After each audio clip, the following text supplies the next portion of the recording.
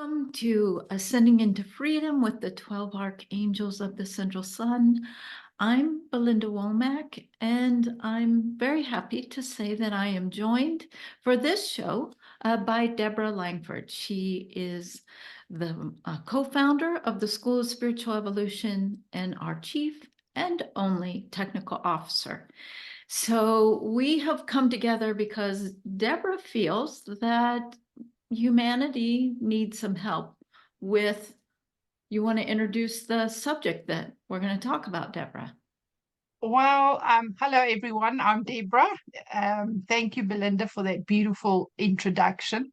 And yeah, lately a lot of people have been coming forward with the subject or having to deal with the issue around dying. So I thought maybe what we needed to do was, just discuss that topic, dying and death, and where it fits in on schoolroom earth. Why do we die? And there's no one better than you and the 12 archangels to answer that question. So I thought, grab Belinda and get her to answer some of these questions for us. Okay, so let's see what the angels want to say. Beautiful and precious beings. First of all, we tell you that yes, you go through a dying experience over and over with every incarnation, or as Deborah says, embodiment.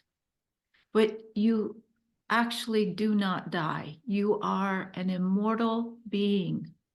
And so the death process, or the death experience, we should say dying experience, is symbolic of a very profound transformation of where the ego returns home to the soul.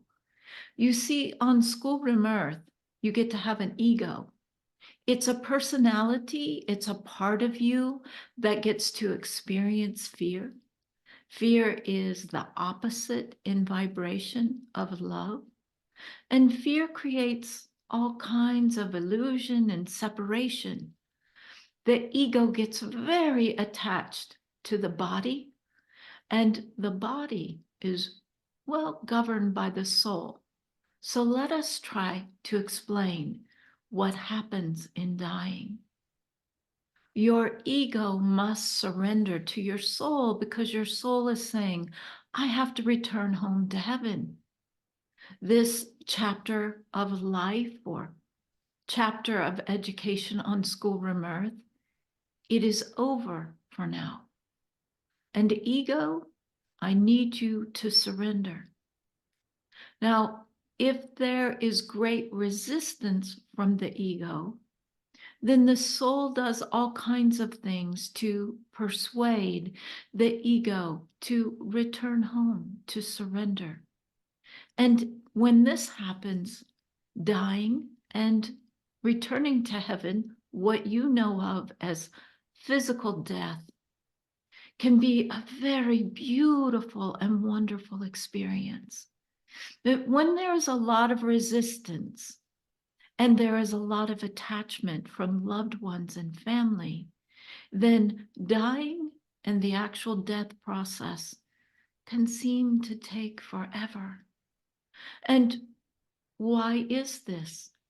It's because loved ones living on the earth are in a little bit, to make it easy for you to understand, in a little bit of control battle with the loved ones in heaven that are trying to help this soul together with the personality to cross the rainbow bridge and to come home. But the loved ones on earth, and then if the ego is very attached to the life it has been living, then that resistance can create drama. You see, fear and separation will create drama in the case of medical drama or in the case of suffering. And we do not like to see anyone suffer. We are hoping that suffering is ending no longer going to be a necessary part of your education. What we want you to understand is that let the soul be in charge. If you have a loved one that you know in your heart is ready to return to heaven, and you see that their ego is struggling, and you see that there is attachment from other family members, there are things that you can do to be supportive and loving without creating interference, because it is up to the soul how the ego will cross, meaning how you're going to die is up to your soul.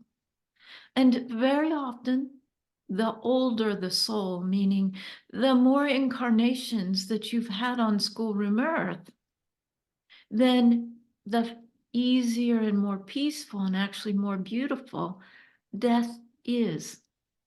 But even in the case of suicide, we need you to understand the soul has given its blessing, its permission.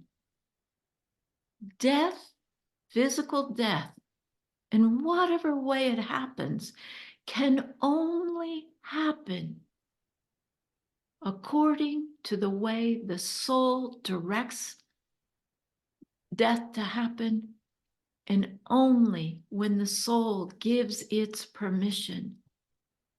That means that an ego can be desperate and say, I'm going to take my life, and can attempt to take his or her life multiple times. And each time the suicide will fail. And we're just using this as an example to show you the soul is in charge. And if soul says, you're not done with your education here, then you are not done. Similarly, this is why many human beings are having near-death experiences. They are pronounced dead, a miracle happens, they wake up, and they continue the same incarnation. This is because their soul says, you need a dramatic wake-up call, but you're not done yet. And likewise, you can take a human being that surely they have lived like a cat, 9 lives, 20 lives in one life. If soul says, you are not done, then you keep on living. What we say matters is understand that dying is a story, and it gives you an opportunity to learn. Death is a journey where your soul is returning home because your work on schoolroom earth is done, and there's nothing you can do to prevent that. Before you incarnate, you decide how you're going to die. Very often you decide how long you will live on schoolroom earth. All of this is counseled, and you receive guidance throughout your journey from your soul. You see all things happen in divine order. The life you believe on an ego level that you control and that surely you are in charge of, all the mistakes you make must be your fault. Listen to your soul, because your soul can erase that guilt and say, oh no, this is the life that I am directing so that I grow and I learn and I evolve. Let us be one beautiful ego. Let us be fully united.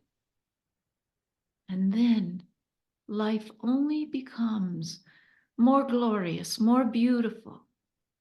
And death, because it is a part of life, will be beautiful not something to fear, something to embrace and enjoy. We are the 12 archangels bringing you love and encouraging you. Live, live, live. And when it is done, this chapter, fly home, like a grand bird, a beautiful butterfly, a rocket ship. Let it be awesome.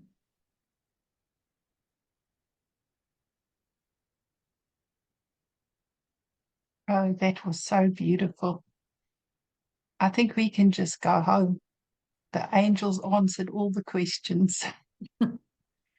Well, you know, Deborah, that's what the angels love to do. They want to give us reassurance that we haven't been abandoned. We're not just going through schoolroom earth without assistance, without guidance, without help.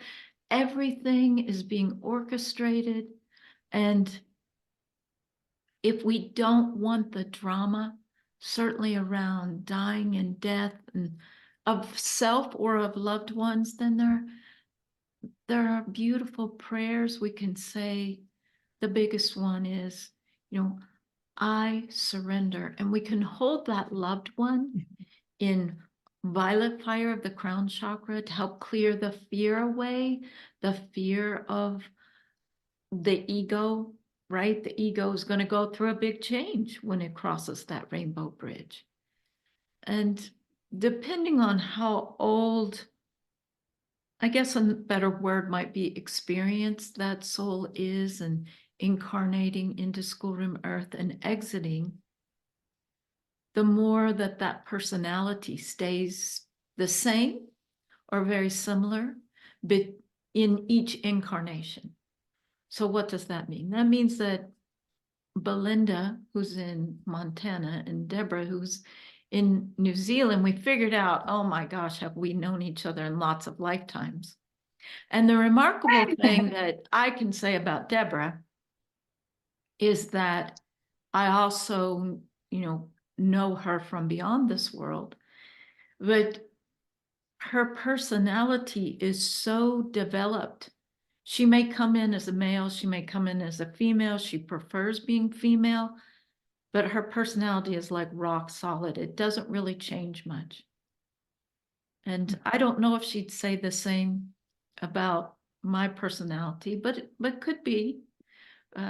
I definitely am the more sensitive one in certain ways. She's also extremely sensitive, but a strong wind comes by and Belinda's like, whoo. And Deborah's like, she describes herself as a mountain range. She doesn't budge, which makes us a very good, it helps a partnership when we get to work together. Yeah. Yeah. I've had many remembrances of having to, we call it in my community, Abba. So it means to piggyback somebody. And little Belinda, on many embodiments, I was always very protective of, and just a beautiful, like you talking about remembering your embodiments and the special souls that you embody with. It's quite amazing how you can sit back when you remember those relationships and analyze the different things that took place and who had the strengths and what type of strengths and how you complement each other and why you would embody with each other over and over again. It's just that beautiful flow of love. And Belinda does embody the same. She is generous and kind and much more sensitive. And Deborah sometimes comes across harsh and but actually I'm not. I'm actually very sensitive. But we come in for a plan and a purpose. And so because of that, we have to reflect certain things, or, there's something like if you speak in linear terms, something in your DNA, like I love saying I'm like a mountain, because when we were in Canada and I was at the mountains, oh my goodness, I could hear them groan and I could see them moving like big old men, and Deborah felt at home.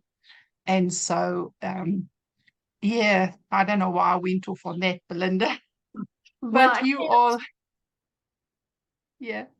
I can't say that you described them as big old men. You did describe them as amazing elephants. So I like the Yes. metaphor of elephant much better, for schoolroom earth, and as well as for you, than big old men. Yeah, But I did. I could see them groaning and moving, and yeah, maybe because I grew up in Africa, they are big old elephants for me. Wise old elephants. Yeah. and the point that we are trying to make, directed by the angels and the ascended masters, is that there's so much beyond this life. And when we remember and we discover our purpose, then we are excited to live it. And the angels always encourage, stay high vibe, live that high vibe life, choose love, because that definitely will make exiting out of schoolroom earth, a peaceful end, a happy movie, the ending of a happy movie.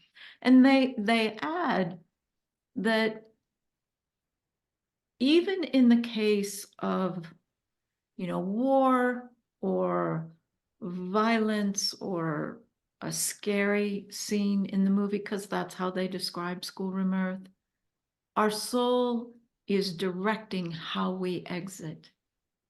It very much is about vibration. So if you're listening to this, take a moment and say a prayer or intention that you are willing to experience the miracle of being carried out of your body, being carried across the rainbow bridge by your guardian angels. And that's exactly what will happen. And there will be a beautiful welcoming for you when you get to the other side. And then that life becomes part of the tapestry of everything that you've been learning in all incarnations on schoolroom earth. Earth, That's beautiful. well, earth That's is really wonderful. beautiful. Yeah. We get so caught up in the drama. So caught up. And in the wanting to control that we cannot control, really, because as you mentioned, or as the angels mentioned through Belinda, we put our hand up for our exit. It was part of our spiritual contract. So, people don't like to hear that often, when people are angry and upset and hurt and whatever. But as a spiritual being, we embody to experience this, and we put our hands up for it. And it's that trying to control from the place of the ego. And when you said the word of surrender, it had just come into my head, and I realized that's the beauty of it. You can just go to a place of surrender and it all makes sense and it starts to flow beautifully. And when you do surrender, what happens is that even that you don't understand, that flow of surrender, you step into spiritual truth or divine truth. And it's at that place that you find acceptance around all that the angels have just said and what Belinda's just said. And it's so beautiful, that experience, that journey. But it's about surrendering that ego and just knowing. Well, and to add to that surrender, we as human beings, we cannot make someone live longer than they're going to live. We cannot make someone die before they're going to die. We can believe that we're in control. We can believe that we can keep this person that we love on the earth because we want to keep them here. This is where they need to be so that they take care of us, or they're still here for us. And sometimes we can prolong things for a little while. It depends on the soul, and it depends on what the soul allows for their ego, their personality to learn. But ultimately, it's not about what we do or don't do. It's really, really, really between the ego and the soul. And so the angels want everyone that's listening to embrace that, so that if you have guilt around, oh, maybe if I would have seen mom or, Uncle Joe more often, they would have lived longer. Nope. Nope. And it's totally normal when you see someone suffering that you want that death to come, because death can be the most beautiful miracle when someone's suffering. That's okay. And you don't need to feel guilty for that. Talk to their soul. If you have a loved one that you know is suffering, hand it over to their soul. Yeah. That's what you can. And also getting back to what came through around, that the relationship after death is not severed. And No. that really, sometimes I know, even in my family situations, because I've always understood that, I go into celebration mode. And sometimes I see it's become almost like people that don't understand that or don't understand that, they think maybe I'm heartless, but it's not.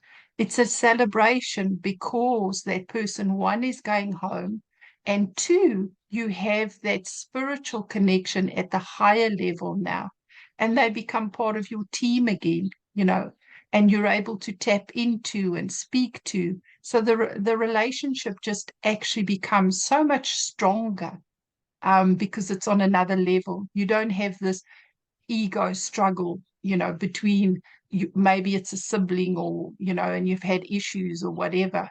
It's kind of like I get almost when I communicate with my loved ones that have exited. It's a gentler, it's a flowing, it's a beautiful, because it's at a divine level. And so it's just special. And so I often go into celebration mode, and sometimes people don't understand that. But while they're grieving, they don't want to hear that. But coming to a place of really understanding that brings you so much peace. Definitely.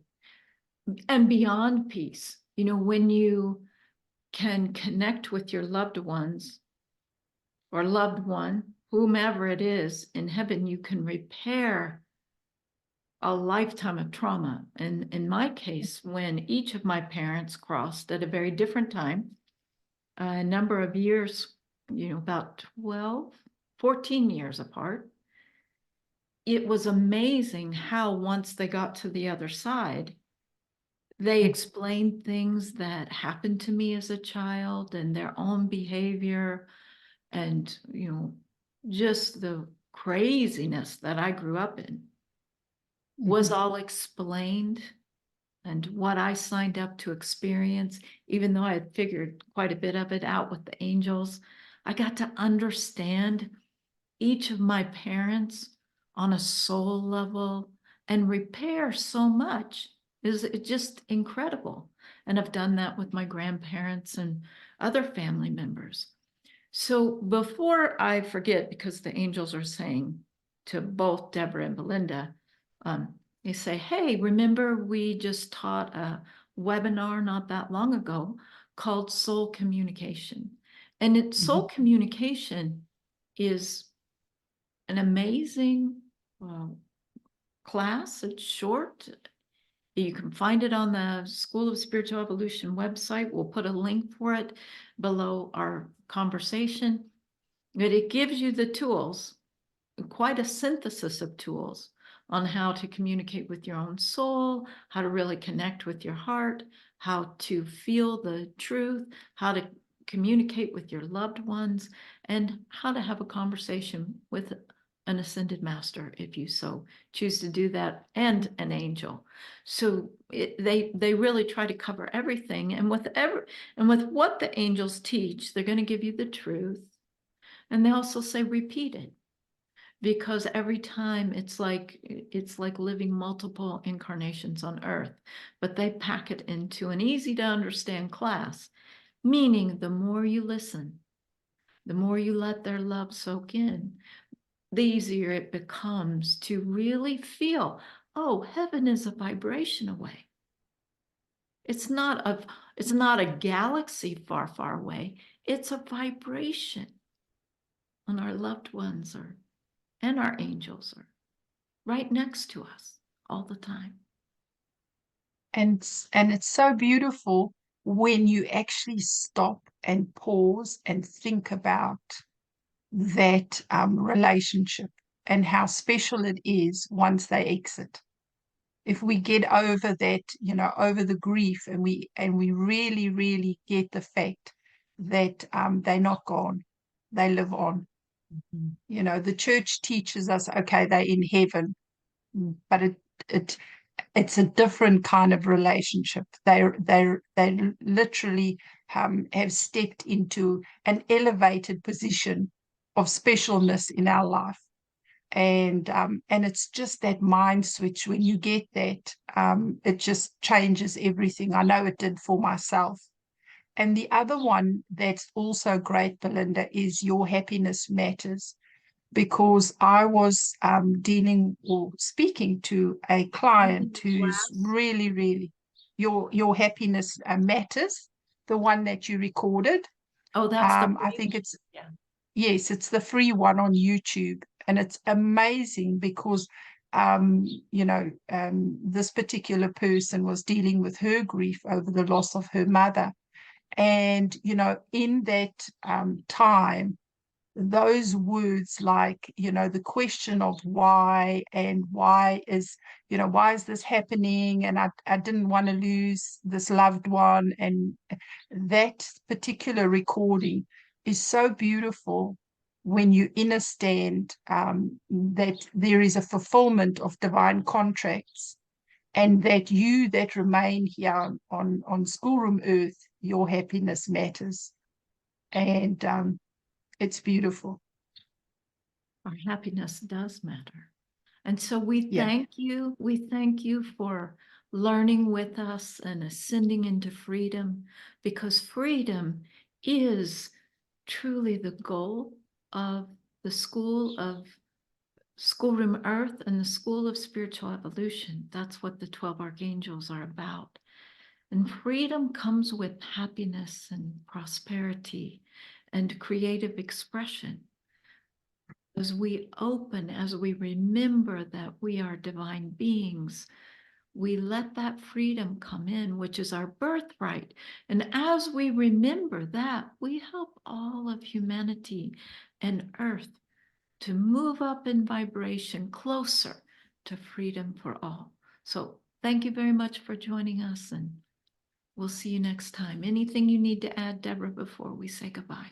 No, I just want to say thank you to Belinda and to the Archangels for this incredible conversation, which I feel is much needed at this time, because there is a lot of people struggling with this particular topic, death and dying. So lots of love and gratitude for actually agreeing to do this, and for your service to humanity. I know how much you care, and how many hours a day Belinda serves. So lots of love. And to you.